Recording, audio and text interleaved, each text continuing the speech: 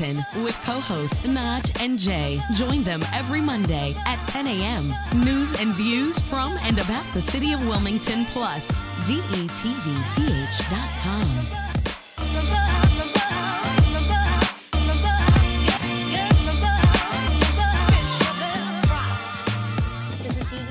Good Morning Wilmington with Nadj and Jea. And I'm Jay, your local artivist, coffee snob, biker. Is that too much? It's still too much, isn't it? That's three now. Well, it's three. I'm trying to figure out exactly what I should say. I need something from me. I am a sweetie pie. What about that sign that's on your desk? What's that say? I'm kind of a big deal. Kind of a big deal. So this is episode 3. Episode 3! Yeah, and I couldn't be more excited to be out of my costume and back in normal wear. So, yes, you know what I mean? yes. Very excited about that. Yes. So who's on today's show? Today we have my friend Ray Hancock, my friend Evangelina. I'm excited for that. And we also have Chris Coons.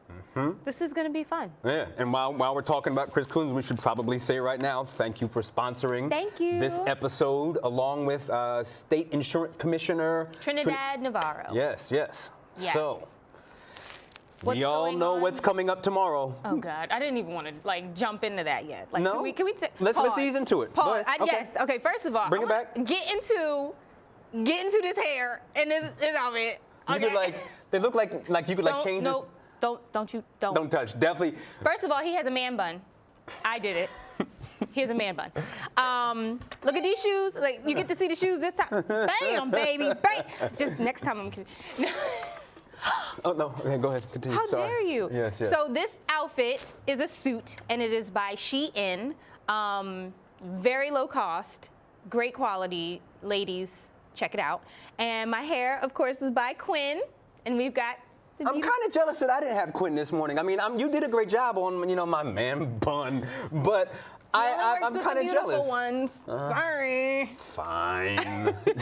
And I'm drinking Colombian coffee. Okay. And he had his. I already had my normal pour over, and I think we're definitely going to take some time in one of these future episodes so I can kind of walk you guys through my process of how I do my super snobby but really delicious coffee that you don't appreciate. We're gonna get a robe. We're gonna get him a robe and that thing. Yeah. And I'm gonna wear pajamas. That's what we're gonna do. Okay, fine. Pajama day. Pajamas and coffees. Like a smoker's jacket, not a smoker's jacket, but the robe, like the smoker's robe. I don't know. Anyway. The rich man robe. Yes, the opposite of what I actually money. am. Like he got money. Yeah, psych. So I'm sorry, but tomorrow we have to vote, and it's a good thing. It's a good thing. It's the right thing to do. It's the right thing to do. It is your civic. November 3rd? God, Jesus. Yeah, it's your voting, civic duty your as an civic American. duty. It's your right as an American to get your vote in. And here's the thing. We've said this on both episodes, but I'm just going to speak it into existence now that, on Wednesday morning when we wake up, we're all going to be kind to each other. That's right. And we're going to keep things civil. That's and right. just move forward as a united nation. That's what we doing. And we're going to keep good spirits. We're going into the holiday season now. Oh my God. I said on the Facebooks, I already said that as of, I'm playing my Christmas music now until the end of the year. So I'm just all good vibes and positivity either way. You know what I mean? Well, the Dollar Tree is ready. The Dollar Tree is ready for what? The Dollar Tree is ready for Christmas, okay? So we need to catch up, honey, okay? Are you a Christmas fan? I am, but I'm just saying it's a little early. Let me at least get my turkey and my ham, family together first, and then focus on the bill day. I'm here for all of the holidays. Oh, get skipped. Yeah. So speaking of bills and shopping, did you see that thing about the mall? I did. So it looks like the malls across America are in jeopardy because of COVID-19. Well, we all know that Christiana Mall has had a facelift, a tummy tuck. Really? I didn't know that. Continue. Tell me more about that because I didn't know. Yeah. Back in the Disney, when I was younger, it did not look like how it looked how it looks now. That's true. I do recall that. Completely different. So this is interesting. I don't know how they could be in jeopardy because literally every time I pass, like 95 is always backed up. It okay, to get to the mall. I don't know what y'all buying that you can't get online, but. But don't you, like, so you enjoy shopping, though? Like, you like to go out and do all of that kind of stuff? My husband might be watching. Be careful. Okay, sorry. Yeah. So, yes, I I'm do with you, enjoy. husband. I enjoy responsibly shopping. What does that mean? What is responsibly shopping? Let's put it this way. The mall wouldn't be in jeopardy if there were more women like me. Mm-hmm. Get it? You want to continue with that? It? No, my husband's watching. Yeah, I mean, I'll leave it at that. But I'll say this. On one hand, I generally am not a shopper. I like to go in and out can see. quickly, exactly, and kind of get things done. But the one time, and it doesn't make any sense, especially if you know my personality, before we had kids, my wife and I would really do the whole Black Friday thing. Like, oh, yes. I kind of like that, and it doesn't make any sense as to why I would. Walmart and the Targets, yeah. Target, Les Target. Target. Go ahead, sorry. They're gonna be closed on Thanksgiving, which is like a first. Like what? Like you're gonna actually be able to make the meal, enjoy the meal, and fall asleep. Get your 10 minutes in, wake up and watch a movie, and not have to worry about showing up at 6 o'clock on Thanksgiving to buy your TV that you got last year. My sister-in-law is a warrior when it comes to that. So is my stepdad. Oh my gosh. Yo, it is, Thanksgiving is, by the time we're at like 8 p.m., I'm done. Yeah. At that point, my sister-in-law is gearing up for like just a night of she's throwing her turkey in the bag. And Let's excited, like for 24 hours. And I'm like, are you kidding me? Like, the time, before I had kids, it was really fun to wake up and kind of get all the stuff for super cheap and I get something for myself. But she is about that life in the hardest core way possible. I was like that. I'm curious to see what the online sales will be like. I mean, ain't like anybody got any money, but right. I'm gonna look. I'm gonna window shop. Mm-hmm. What I do kind of think about is like it's on one hand, I'm glad, honestly, that people will be able to just kind of be at home with their families who would normally have to like get to work on Thanksgiving Day. Yes. But some of those people also might need to work because of this year, so it's like a hard kind of balance. It's bittersweet. Yeah, it's bittersweet. There's pluses and minuses to every situation, right? Yeah, yeah. Well, I want to talk about something that's really important. Students handling COVID-19. Yes. As I would like to call it. I don't care what my producer says. Coping with COVID. What's wrong with saying that? But okay, coping He was with like, COVID. we're gonna work on it. But now we got it. He's throwing things at us right now. No, he's not. But go ahead. He's like, she's fired. Right. But seriously, we have all talked about how we're, the adults, the artists, the doctors, everyone is coping with COVID, but something that really sits heavy on my mind is how are the teenagers, the school-aged kids working through COVID? No prom, no homecoming, no sports, no, bug clubs, whatever they have in just school. the general socializing. Yes. You know what I mean? Like they don't have any of that and they're home all the time. So I am very curious to hear from them, what's going on? How are you guys staying in contact with each other? How are you dealing with your emotions in this time? Because, we have to remind them that it's okay to be transparent with each other, but also to their parents, their peers, aunts, uncles. So we're actually going to have a segment on a later show with sort of like a roundtable conversation with some high school students to go over what they're thinking, because I think it's really important. And I think, honestly, any young people who are watching this show, like if you have some thoughts or kind of, just ideas about what you've been going through that you want to send to us and have us know, please, just send us an email to, what's the email address? Go ahead. Good morning, Wilm at detvch.com. Yeah. Yeah, I'm really bad with that. But please send us those emails so that we can know your perspective and how you're going through it. And, you know, also, I want to know the younger children as well. Parents, brothers and sisters, if you're noticing something different in the younger children, please let us know about that too, because we want to see how they're dealing with it, or maybe how you're dealing with, you know, parenting younger babies, yeah. right? So we're both in the thick of that age range. Like, so how has it been for you and your kids? Well, the twins, they run the house. So that's that. They, you know, I'm their maid. But the 7-year-old, like I mentioned our last show, she's had some, you know, emotional things, a lot of questions. So I'm glad that I've been researching a lot and having that discussion, because I want to be able to answer some of those questions, but in a kid way. Yeah. You know. Which is why we brought up that book from last week. Yeah. So have you kind of seen that it's the younger the child, the easier it is for them to cope? Like, or I don't know. That's kind of been what I've seen, but again, you may have seen something completely different. Yeah, for the babies, yes, because they just want to be home. They just want to watch TV and eat all the snacks, you know, and step on mommy's stomach while I'm trying to take a nap. But I think once they get into that more conscious age where they're like really calculating in their mind what's going on, that's when it really starts to, you know, change. Yeah, I mean, again, my oldest is only 5, and you know, I've been very sort of impressed with how well they just kind of adapted to wearing masks and doing all the social distancing, to the point, like I've said before, where they will correct me for not doing something that I should do.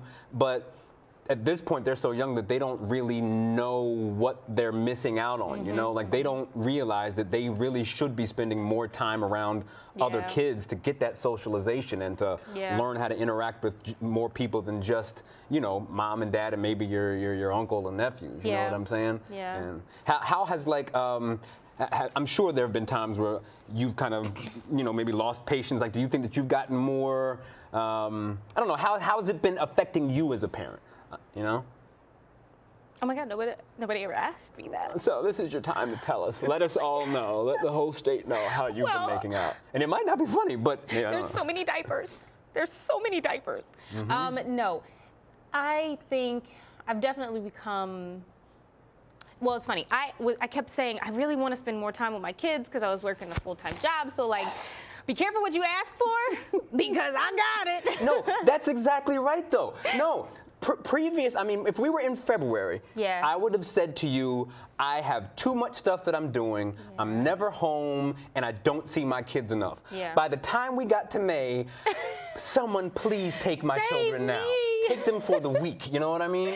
And for sure, I have, there have been more moments than I would like where I've been, you know, not as patient as I should be. You know, and it's just been hard. And like, you know, you try. Fortunately, like we both have, you have your husband and I have my wife, so we can sort of tag team and give each other breaks when we need them. But that has been a real struggle, I think, for all parents. You know what I mean? And I don't think, like, the ones that I don't know if I said this before or not, but like, imagine like the elementary school teachers.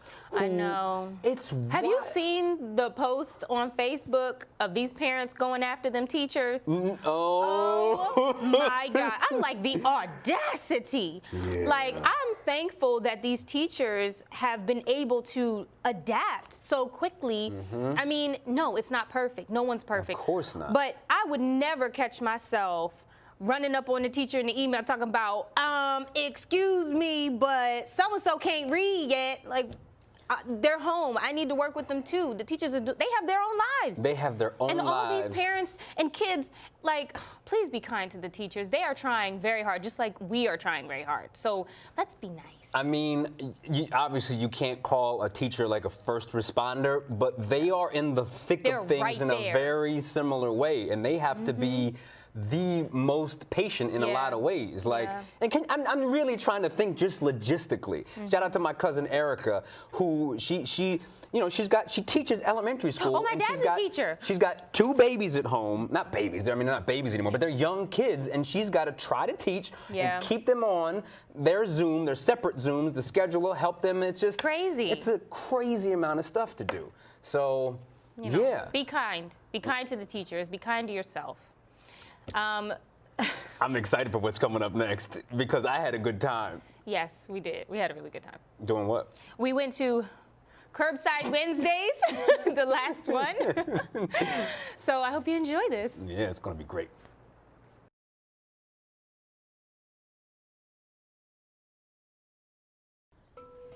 Nadj and Jea, we are back out on the town, this time on the west side with April Pagliassati. So, can you give us an idea of what's going on here for Curbside Wednesdays? Yeah, sure. So Curbside Wednesdays is just an effort to promote the outdoor dining we have on the west side.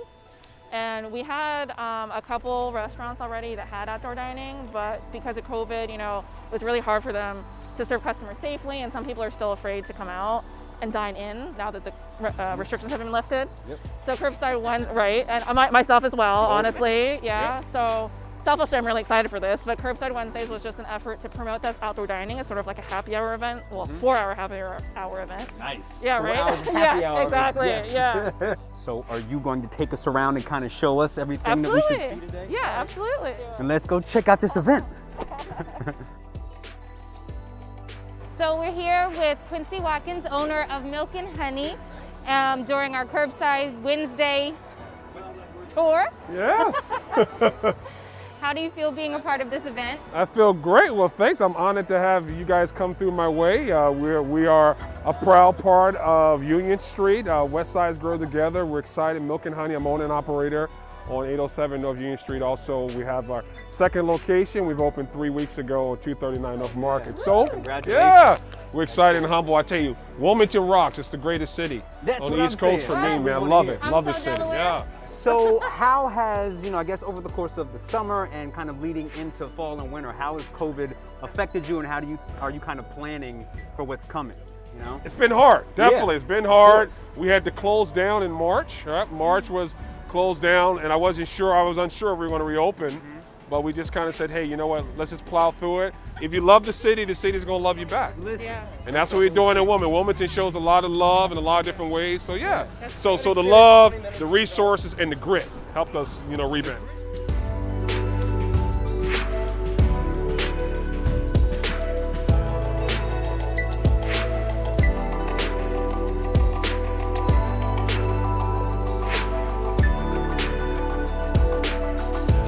We're here with Susan Rocco in front of Rocco's Italian Grill. And it's been really great to see you guys sort of survive through all of the COVID craziness. So how has it been for you? How have you kind of gotten through the summer and all that? Well, we've been very blessed for an amazing support from our community, and we feel very fortunate that takeout has been amazing for us, and just with the community support, it really truly got us through it. Yeah. And I feel blessed every day. We said earlier that we've definitely been highlighting a lot of strong females who have been leaders, and that grit that you showed to kind of get through Boss this lady. is it's fantastic. So we Thank thank you. you for being a boss lady and staying open and giving us good food. Well, thank you. I appreciate that.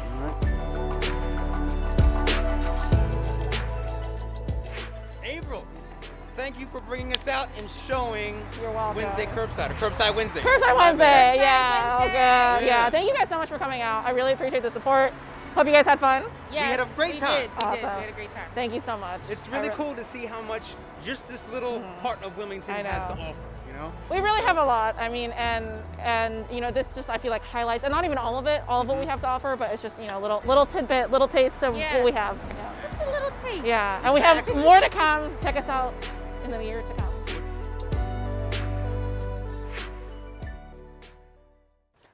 Wednesday night was really fun, and because I'm from that part of town, it was extra fun for me. You know what I mean? Lots of good times. Lots of good times. So one more shout out to April for taking us around, and to Westside Groves, and for that final Curbside Wednesday. Yes. So what's next? Oh, so we have my good friend Ray Hancock here, who is going to give us a little bit of background about himself and what he's been doing in the community and on Netflix. Oh my God. Hey, Ray. What's up, y'all? Good morning. Good morning. How y'all doing? How y'all feeling? We're feeling great. I can't wait to hear about you and your story and all the things that you have going on. So talk to us. Tell us about you. Well, first of all, thank you guys so much for, inviting me to be on the show. I'm a big fan of y'all's show. I love what y'all doing. So once again, congratulations. Kudos to y'all. But my name is Ray Hancock, man. Some of my friends call me Fame. I'm a bit of a mixed bag, man. Honestly, I'm just an entrepreneur at heart, man. I really love business. I love media. I love entertainment. It's 80s babies. I ain't gonna give y'all my age, and I don't want to put all my business out. But it's 80s babies. We love it all, man. So honestly, I'm an entrepreneur. I work professionally as a brand ambassador and a product specialist. But I'm also founder and co-owner of the Academy Creative Arts Studios. What do you guys do at the Academy? So the Academy Creative Arts Studios is primarily event space. We really just rent out a lot of event space for creatives, professionals, people to do events, parties, workshops, meetings, photo shoots, fashion shows, all kind of great things. The idea is that, we just want to provide additional space for creatives so that they have a safe space to, be professional and live out their dreams. We need that here. We need that in Wilmington. It's especially important in such a small city. So. And you're the Blue Coast host? Correct. Yeah. So I'm the arena host for the Delaware Bluecoats down at the 76ers Field House. So got to get you guys down there. Hopefully this season, we'll see what's going on with COVID and everything. Our last season ended like 4 games short because of COVID. How did you end up getting that gig? How'd that come about? Oh man, honestly, long story short, I've made just a lot of contacts working in the line of work that I'm in as far as event marketing. One of my good friends, probably about 2 years ago, a friend of mine named Gary, he actually works as one of the dunkers on the 76ers dunk squad. So I don't know if you guys ever been to a Sixers game. If you see those guys running and jumping off the trampolines, dunking, flipping, like these guys are acrobats, like all like amazing athletes, like super fit guys. And he invited me out actually to the tryouts at the 76ers training facility in Camden. So I went to the tryout, honestly, just to kind of be in the mix, honestly, just to have fun, because I had no intention in actually making the dunk squad because I couldn't even like touch the rim when I jumped off the trampoline. So like literally everybody there was like hitting backflips, dancing, and all this other stuff like throughout the audition. And all I could really do was like grab the mic and like hype people up and just, I actually did a remix to like a Will Smith song, and I think I freestyled or something. So some of the event coordinators and the entertainment directors down there, they saw what I was doing, kind of the energy that I was bringing. And once I told them that I was from Delaware, it was like, that was like, all she wrote. But I couldn't do anything athletic, so I just had to pick up a mic. That's cool. It's always cool to see someone find their own sort of personal space and learn your own gifts and put good use to them. You know what I mean? That's cool. Like your gift of acting on Netflix's Unsolved Mysteries. I wouldn't call it acting per se, but more like standing. Wait, I was like, he was on Unsolved Mysteries, and they were like, so he's missing? Like, what? Oh my gosh. That's really funny. Wait, so you have a book coming, right?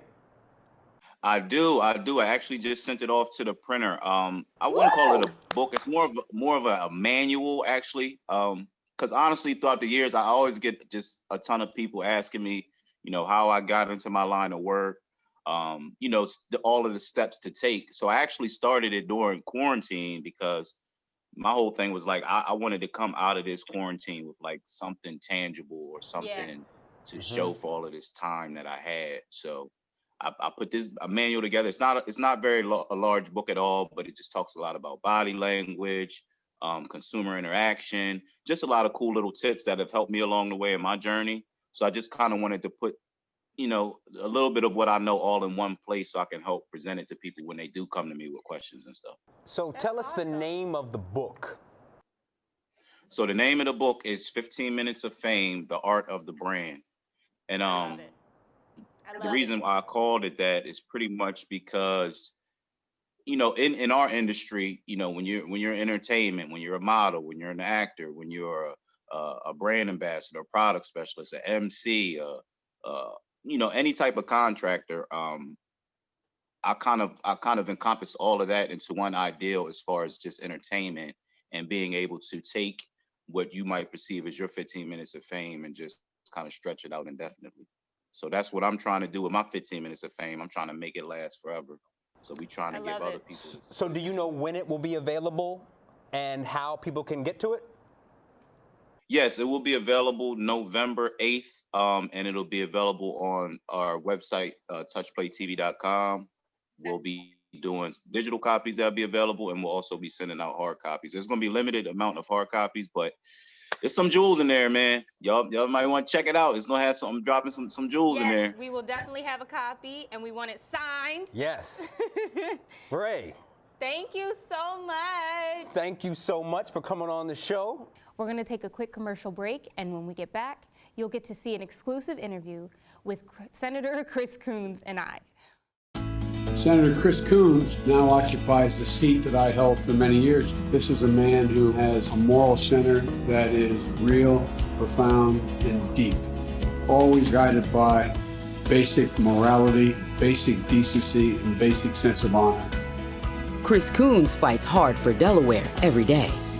Vote by mail or vote Tuesday, November 3rd. I'm Chris Coons, and I approve this message. So today, we are so lucky to have Senator Chris Coons come and join us, because you know we like the big people of Delaware to come visit us on this show. So we have him here for a quick interview, and we're so thankful because he's also a sponsor for the show. So thank you for joining us. Thank you, Nasha. Great to be with you. Yes. Oh, real quick. We both got tested, okay? So we're good. We're COVID safe. Yesterday, tested, safe. We're negative. Woo. And 6 feet apart. Yep, 6 feet apart. Yep. So let's start with, how are you? How are you feeling? Okay. How are things? A little anxious about the upcoming election that's next Tuesday. Hoping that everybody who can vote, should vote, may vote, will vote, does vote. This is the most important election of our lifetimes, and I'm hoping anybody who's got a question will go to ivote.com/DE and look up how, where, and when to vote safely. Oh, listen to that. Okay. We got our website. We'll make sure to have it at the bottom. Am I pointing in the right direction, producer man? Okay, cool. So why are you running for senator? I'm running for re-election. Re-election. Oh. So I can tackle the problems that President Trump and his administration either haven't addressed at all or have made worse. So as a senator, I helped join every other senator 6 months ago in passing the CARES Act, which delivered relief to millions and millions of Americans. 80 million Americans got a $1,200 check. Millions of businesses across the country got a PPP loan or grant. Billions of dollars got invested in developing a vaccine. We did a lot of good with that bill, but that was 6 months ago. Yeah. And now we are months past when we should have done the next bill. The House did their job, but the Republican majority in the Senate refused to take up and pass what the House did. So first, get us out of this pandemic and get us through this recession. Yeah. That's the first task that we face if I'm reelected. Second is to make sure that we do it in a way that addresses the big challenges that the Trump administration didn't really address or solve in any way. The opioid crisis, climate change, racial injustice, policing reform. We've got issues right in front of us that we have to find a way to solve. And I look forward to having a chance to fighting for the people of Delaware as we solve those problems. So if I may say, I'm just learning about the politicking. And the way he broke this down, like, I don't know if y'all heard that, but he's a part of the reason why we all received the stimulus, why some of these businesses received packages, like grants and loans. So he's sitting right next to me telling you what he was a part of. That is a big deal. I'm just amazed. Is there anything, I mean, you did mention a few things, but is there anything in particular that you'd like to see changed in Delaware, like right now? Well, on all those fronts, you know, first I'll say positively, unlike many other states, we have the ability to go and get tested free with quick responses. Yesterday I got tested at Warner, and it's, you know, 5-minute wait, walk up, no appointment. It's no more difficult than brushing your teeth, and I got a result in less than 24 hours. Yeah, so did I. And thankfully it was negative. But we've got sites all over the state of Delaware where free, rapid, confidential testing is available. That's not true in most states. Yeah, I'm just learning that. So we've done a particularly good job on that. I think Governor Carney has done a strong job of responding to the pandemic. But we still have schools that aren't completely open, skilled nursing facilities that don't have the PPE, the personal protective equipment, and the sanitizing resources that they need. And we don't yet have a safe and effective vaccine.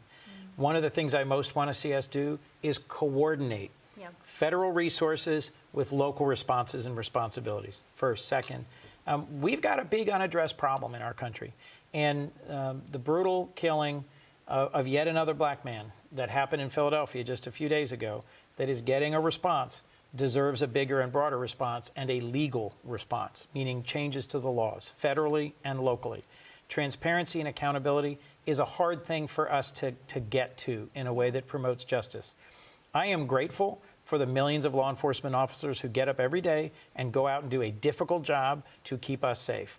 But we also have to find a way to deliver services that keep people who have a mental health challenge or who have an addiction challenge or a substance challenge safe. It should not happen that a mother calls asking for an ambulance and gets a police response and her son's dead.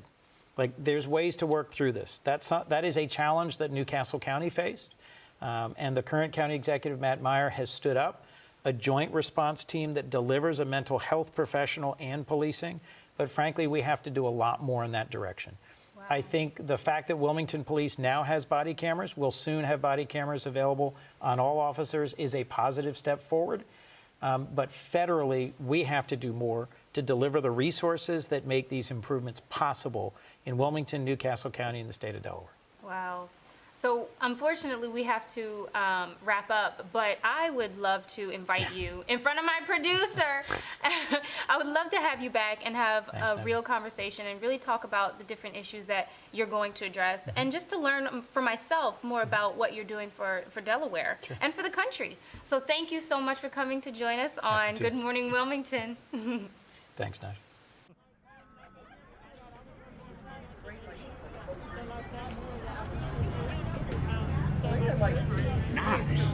We are back here at Milk and Honey, and I think that we should tell the people about the significance of this place. You want to tell them? So when we first started the idea of Nadj and Jea, when it was just a wee little podcast, we actually met here the first time and had the exact same coffee. Flat white from Milk and Honey, Quincy specialty. Yes, and we had the exact same smiles.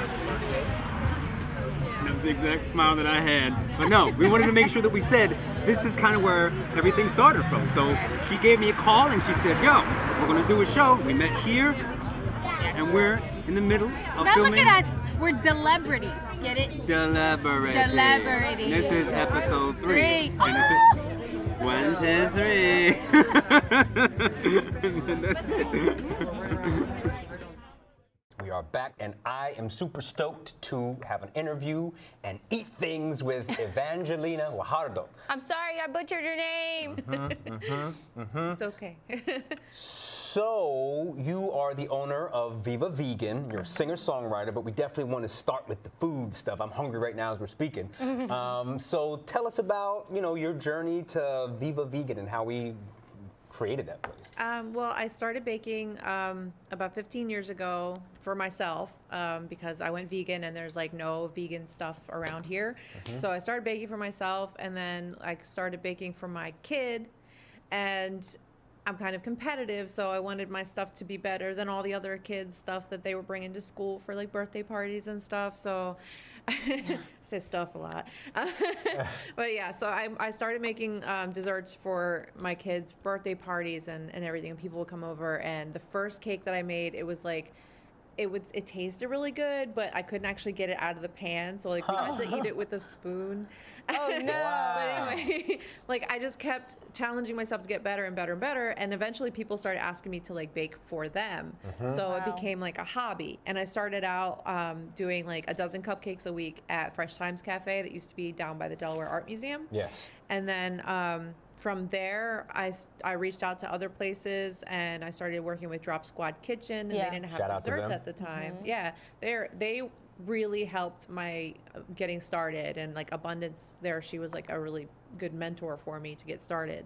So I took over the dessert case there, and my name kind of started getting out. You took over. You certainly did. I legit took over Yes. the dessert case. And then I moved on to I spread out. I was working with Brouhaha for a while, and I did with Newark Natural Foods and a couple other places.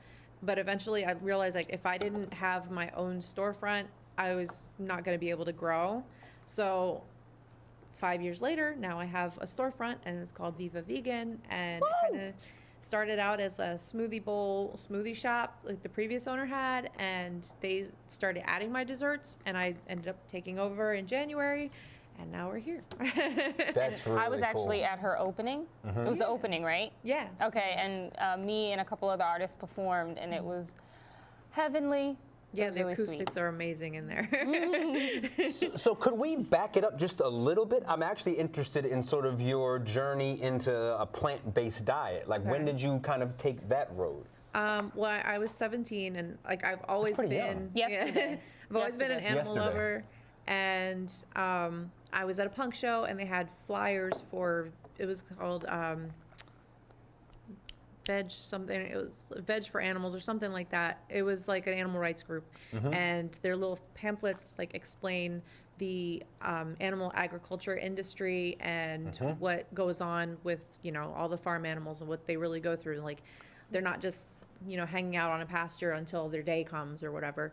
So so I learned about the industry. Because I'm such an animal lover, I was like, I don't want to deal with this anymore. So first I went vegetarian, and that only lasted like 2 months, and then I went full vegan. Wow. And I've been vegan since then. I had like times where I wasn't as like into it.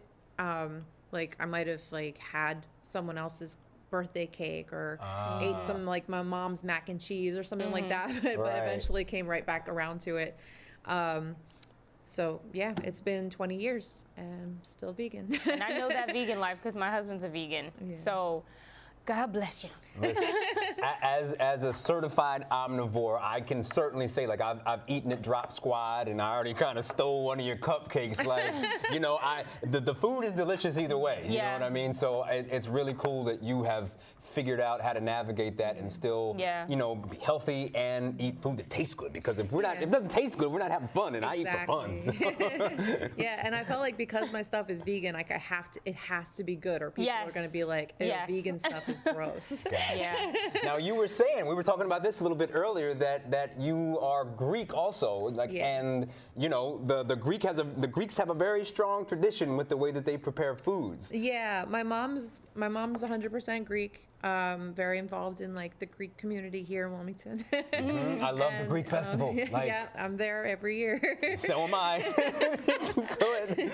And actually, I bake in the church kitchen there. Like, oh wow! Because I'm a member of the church, and my grandfather helped build that kitchen. Like, I'm wow! So well, I can say one word in Greek really well. I can say Evcharisto. Very good. That's actually good. I thought you were gonna say moussaka.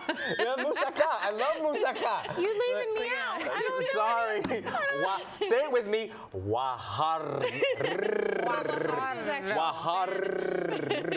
Because my dad was Mexican and indigenous Mexican, so my last name is a Mexican last name. Shout out to the brother Is, because when you say that indigenous Mexican, that we're not going to open that whole earrings on. So maybe this isn't the time to open that can of worms, but that could be a whole discussion too, right? Absolutely. Yeah. So all of this is fine and dandy, but let's get to the food.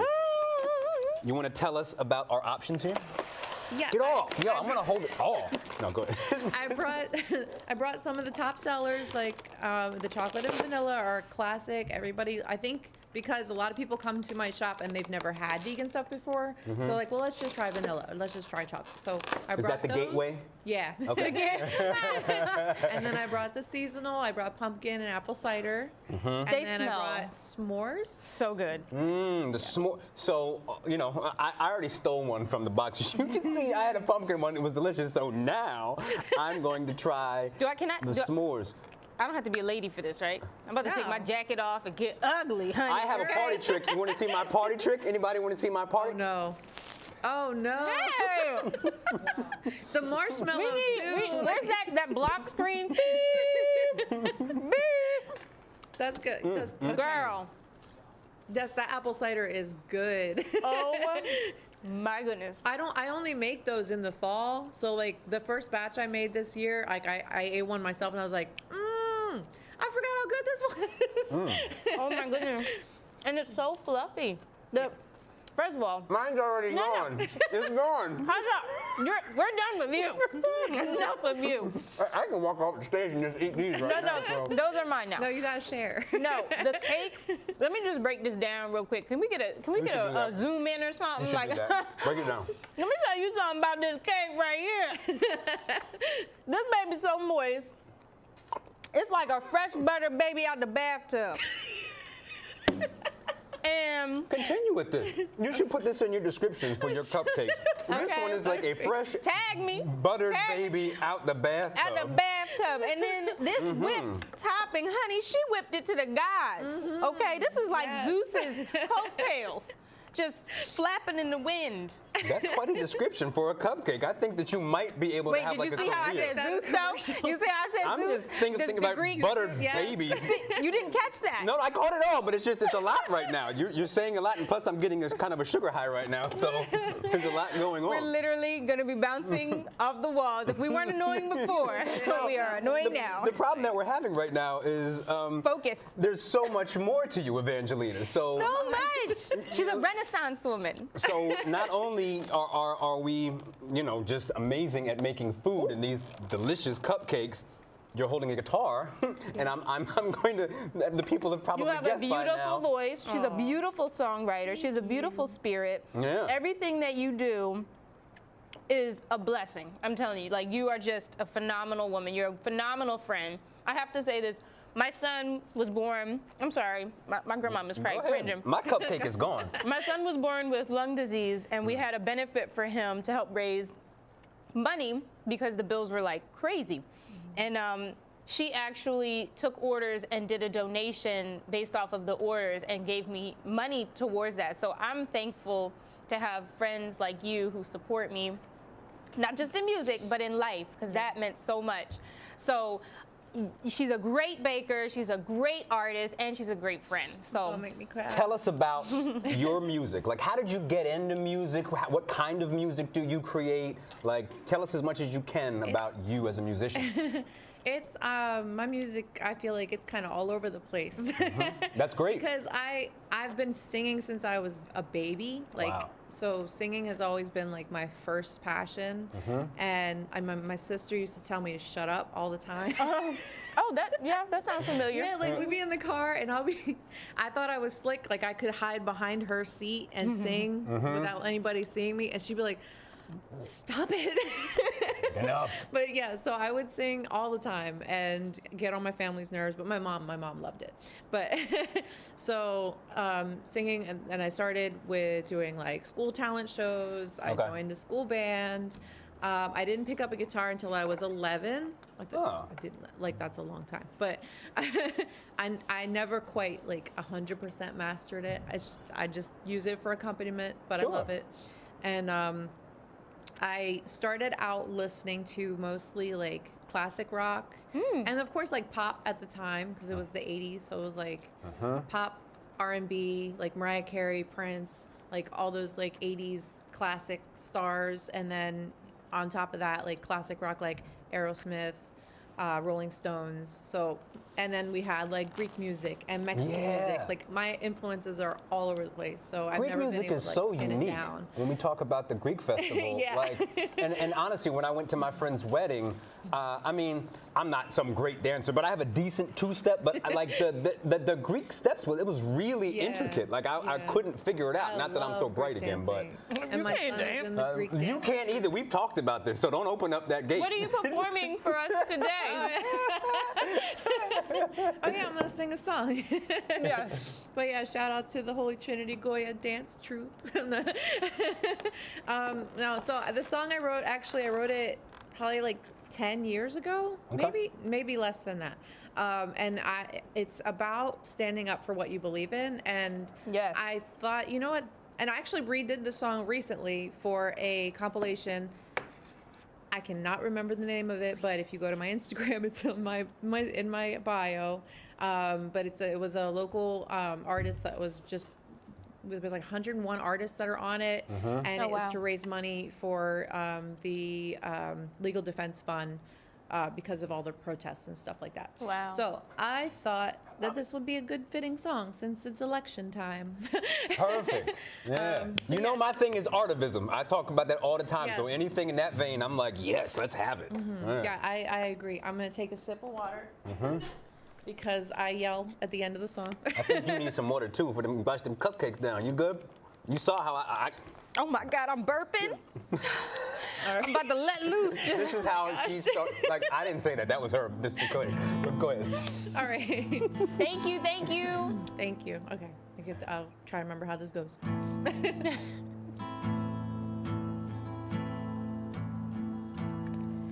Stand up and plead your case before the masses.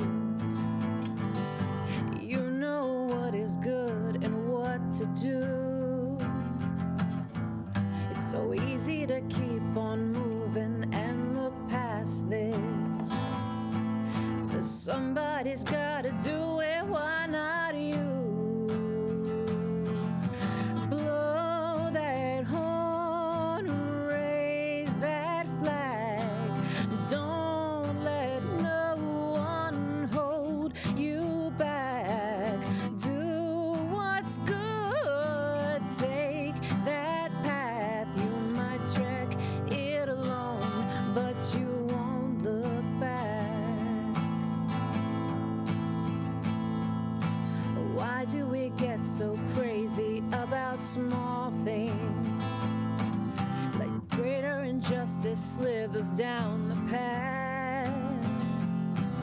We yawn at the opportunity to change things. Why sacrifice ourselves and become the lamb? Blow that horn, raise that flag. Don't let no one hold you back. Do what's good, take that path. You might trek it alone, but you won't look back. We're called to be merciful, justified, humble with God. When you see the man in the rain asking for change, don't judge. When you see something wrong, stand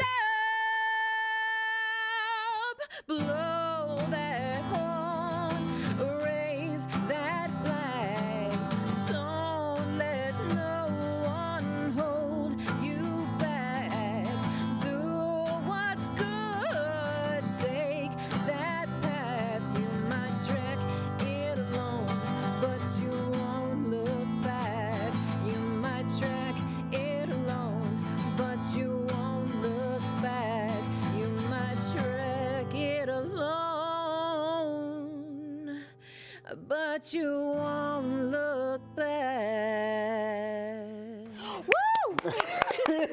Evangelina, that was amazing. Thank you. Beautiful message. Thank you so much. And poignant, like perfect for the timing. Yes, And yes it is. now it's time for the good news with Desi. Good morning, everybody. It's your girl, Desi, and now it's time for the good news. Remember to follow us on DETVCH.com because you never know, you may hear your quote. Today's quote is from one of my mentors in radio, Miss Patty Jackson. And she posted this the other day. She said, temporary people teach permanent lessons. Once again, temporary people teach permanent lessons. Can you remember an instance where you had a person in your life that you honestly wish you never met? Don't take that as a coincidence. You needed that lesson to make sure that you can get to the next level in your life. They weren't a hater, they were an elevator. Temporary people teach permanent lessons. It's all good, y'all. It's your girl Desi, and that's your good news. And don't forget to follow us on DETVCH.com. Thank you, Desi, for that great news. And I want to thank Evangelina for coming out and performing and telling us about her restaurant, Viva Vegan, that is right off Market Street, and performing for us. That was really nice. It was cool. And there's no secret, just like Evangelina, we are professional. Professional what? Musicians. Not bakers, because I can't cook or bake or anything like that. No, well, at least I'm professional. But we're musicians, okay? Yes. And we want to talk a little bit about our experience with COVID and, you know, how it's affected our gig life. You know what's so the craziest thing about it to me has been, like, I remember reading like a list of the most sort of dangerous things that you can do, you know, if you're trying to, the most, like, the easiest ways to spread COVID. And I was like, it's this, that, and like, it was literally said singing and being at weddings, which that's the main way that I used to, that was the way that I used to make most of my money. And it was amazing, number one, just to see, like, all of a sudden singing was a dangerous act. And it's like, it didn't make any sense, and I'm still processing just that fundamental idea that which I do is the worst thing you can do under these circumstances. You know what I mean? We all know this man got a loud voice, and things fly. And things fly. So our droplets are being hurled across the room. Your droplets. Well, yours have to go somewhere too if you're holding a microphone. And it was just, it's been a crazy experience. What's that? Nothing.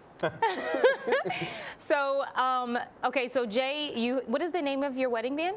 Now, the wedding band is CTO Artists. We are Midtown Express of CTO Artists. Okay, and then I have my band, Nadj and Nicole, which mostly consists of my husband and I, unless we pull all of our bandmates. And we've had, well, I haven't had as many cancellations as Jay has because I don't have, like, I'm not a wedding band. So, like, that's a big part of your income. No, that was my primary source of income. And I mean, it was literally just, you can't do it at all. Like, you know, I've found other ways to sort of fill the gap, but, like, this is why I sympathize so much with, you know, the small business owner and someone who just got kind of clubbed over the head and was told that you can't do what you do for a living. I'm fortunate because I always have had, like, a lot of hands in a lot of different pots to make ends meet, and I just kind of shifted. Be a hustler. Listen, you do what you got to do as a musician, you know what I mean? And, you know, I've been able to figure things out, but fundamentally, you know, the government justifiably said, you can't do what you do. And it's like, figure it out. And for someone else who, you know, I'm thinking about some of my bandmates who really were full-time musicians. And all of a sudden, they're just left, you know. And it was really hard, too, still is, for musicians to, like, you know, get government help and get unemployment. So it's been wild. I don't know. My husband is a producer, and it was like everything stopped. He was so weirded out because it was like, oh my God, now what? Like, aside from being a musician, being a producer, everything was stopping. Now me, I had a full-time job, and, you know, I was able to just kind of focus on that. And so we had that stability. But to think about, like you said, the people who were just musicians, that's all they had, and everything stopped. But even now, so, like, things have started to open up. We can work. But, like, okay, so the things, like, I've been at the Queen. We both been at the Queen doing those smaller gigs there. How have you felt when you've been singing out? You know, have you had any sort of anxiety about being in public, or I don't know? I didn't really have much anxiety because I made sure, like, my people were good. I was good. I didn't mingle too much. And I knew that the venue was being safe. Like if the venue wasn't, then we'd have a problem. But they made sure that everyone had on their masks and everyone was separated. So it felt like they cared. So I felt comforted. You know? Yeah, I guess, I mean, I just sort of lean paranoid. And again, most of the gigs that I've done since things have started to reopen, I've felt safe, but it's just always in the back of my mind, you know? And it has to be. It has to be in the back of your mind. And, you know, musicians have to be social. You're at the bar, and as soon as you have that beer, it's like you loosen up and kind of let down your guard, and you just, you know, listen, I've been tested, I think, like 6 or 7 times at this point, and so I've so far managed to avoid, you know, catching COVID, and mainly from my end, I'm not giving it to anyone else. But it's been a constant, you know, just like I'm here and I'm glad to be doing what I do and to be enjoying it. But it's like a weird thing now. Oh yeah, always at the back of your mind. But I will say, in all of this worry and everything, this has been a really good time to be innovative. Yes. As an artist. Talk about the porch concerts. Come on now. I'm gonna pull it out. I'm gonna listen. Talk Where's about it. my hook? Y'all said y'all was gonna give me a hook. So, Jay, we'll talk about you first. Okay. So at the top of the coronavirus pandemic shutdown, Jay reached out to me and several other Delaware artists. Who was on the list? We had Jahidi, Tahira, Darnell Miller, Maya Bilardo. We're forgetting somebody. We had Darnell. We're 6 of us, right? That's it, and then 2 of us. Yes, and then us 2. And we performed the Ronapalooza Festival. And with Marcus, we had Marcus Slade on there too as a DJ. Yes, as a DJ. And it was, let me tell you something. It felt so good to feel like a community again. Yeah. You know? That night was special. It was. It had a vibe to Jay's hair was a mess. As it always. As it always. And my daughter introduced me. She had on her I need my PVC coat. dart again and just kind of, but go ahead. But it was really sweet. Everybody, you know, it felt like we were all at home with each other and just, you know, having a real good time, you know, with the music and the laughs. You know, and I don't want to be that guy, but you are. But I am. So if we look at the history of when all of these online things started, we were at the top. We were. Like nobody. We were at the beginning of it, and then you saw other stuff to come. And he had 2. You had Ronapalooza 1. Well, I'll say this. I will give credit to where it's due. The first thing I did was a Corona concert, and that idea. He did. But that idea wasn't mine. I got that idea because I made some post, and Marketech was like, "Yo, you should just go ahead and do a whole concert." And I was like, you know what? That's right. And I did that, and then I was like, how can we have more people do this? And it was a special night. It was fun. It was so much fun. And then I was like, okay, I'm bored at the house, and I'm in the house bored. So, so I said, husband, go get our stuff. We're going to have a concert out front. And so I did, and I made these cute little flyers, and I put them in my neighbor's mailbox, and we had a porch concert, and people put money in my tip basket, and I showed up and throwed fruit. No, I didn't. It was great. She's still alive, it was great. so that didn't happen. It was great. But yeah, it was a really good time. I've had 3. I don't know. I know you've done a bunch of them. 3/4. That's what we're gonna call it. Yeah. But it was a really good time, and it was so good that my neighbors were like, when's the next one? Right. So, and people came and they streamed it on Facebook, and it was just really nice to, you know, see everyone. They were on their porches, they had their blankets and their drinks. That's the part about that specifically that I love, is it was all of a sudden, you know, not only was it kind of, once again, artists figuring out a way to do what they do, but you really created like it tightened your little block, your community. It did. Like your whole part of town was kind of a buzz with that. Yeah. And it was still at a point where things weren't really reopened, so it was like everyone was getting what they need. You know what I mean? With the rules that are before us. Like I got to know my neighbors a little bit more. We check on each other more. It was really nice. You know, people from around the corner came and you know, everyone was socially distanced. Like, it was just really sweet. And the last concert I had turned into an impromptu kids concert. Which was super cool, too. I was there for that one. Yeah. I've never done that before, but those kids, Jay's kids, when we went to do Twinkle, Twinkle, Little Star, they about fell out the back of your truck trying to get to the front. That was really cute. No, but you handled that really well, too. That was well, a you fun... know, I'm a professional, so that's what I does, okay? So I have another question regarding how has the inability to perform sort of, even though you're stuck at home, how has it affected your creativity? Have you been more creative, kind of stuck? I think it's like... It's mixed. Okay. It's, like, for me, I have...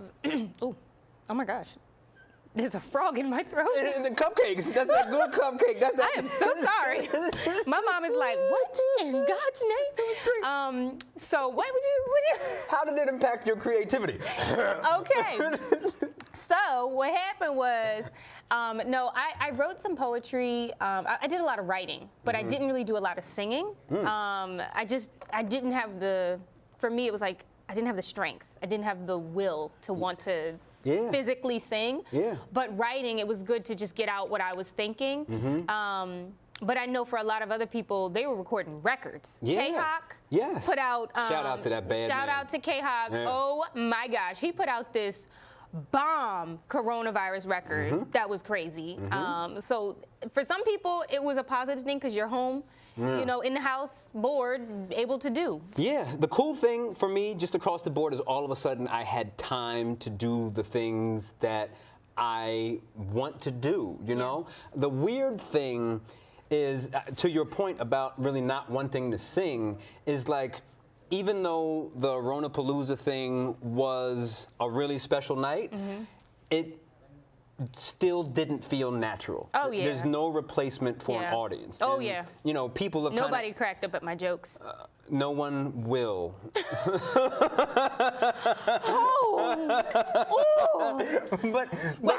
But the thing is, like, you can't replace that. And one of the things that people have asked me, like, how come you don't do another one, like a number 3 or number 4? Well, number 1 is tiring. But number 2, it's like, I really personally don't want to get people comfortable with, you know, taking in music that way. Like, it needs to be face to face, you know? Those droplets need to be flying across the room so you can hear them directly. They got to hit somebody. Exactly. So I've been, I think, a lot more creative in some ways, but it's been just really interesting to see how different artists have been impacted by not being able to do what they want to do. And that's where that self-care stuff comes in. You know? Yes. Do what you have to do for yourself. Don't worry about what everyone else is doing. Do not compare yourself with the people you see on Instagram, because remember, it's all fake. It's all edited. So live your life. Listen, which is why I might just eat all of those cupcakes within the next 2 minutes, because y'all saw my trick, how I can just gobble them down, you know what I mean? You know what? But you do what you gotta do to get through this, you know? Yes. So once again, we want to invite you to email us about your events, about someone you'd like to talk about, interview, highlight, anything at Good Morning. You got it. Come on, you got this. goodmorningwilm@detvch.com. And also, please, please, please, when you feel like you have a great example of what Delaware is, put hashtag I'm so Delaware, because we would love to feature you on our shows. And also hashtag Good Morning Wilmington and hashtag GMW. And if you want to hashtag my name, you could do that too. Just saying. Because you're kind of a big deal. Because I'm... Right. Are we done? Are we done now?